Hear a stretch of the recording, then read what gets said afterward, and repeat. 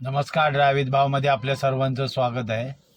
मी आलो आहे भिवंडीला फर्निचर मार्केटला. पाऊस तुरळक चालू आहे. मी कायम बोलतो ना, ड्रायव्हरचं आयुष्य ना एवढं खडतर असतं ना, कुठलाही असू द्या, ट्रक ड्रायव्हर असू द्या, नाही तर पर्सनल असं कार ड्रायव्हर असू द्या, टुरिस्ट ड्रायव्हर असू द्या. आता हे नक्कीच ना टुरिस्टचा ड्रायव्हर असणार आहे, कारण मी मगाशी नंबर प्लेट बघितली होती. इकडं लगेज सुद्धा आहे. संध्याकाळच्या 4:45 वाजले आहेत आणि हे साहेब आता जेवत आहेत.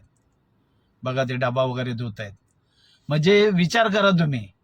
म्हणून मी कायम बोलतो की ड्रायव्हरचं आयुष्य इतकं साधं सोपं नाही, खूप खडतर आहे. कुठलाही ड्रायव्हर असू द्या, इतकं आयुष्य साधं सोपं नाही.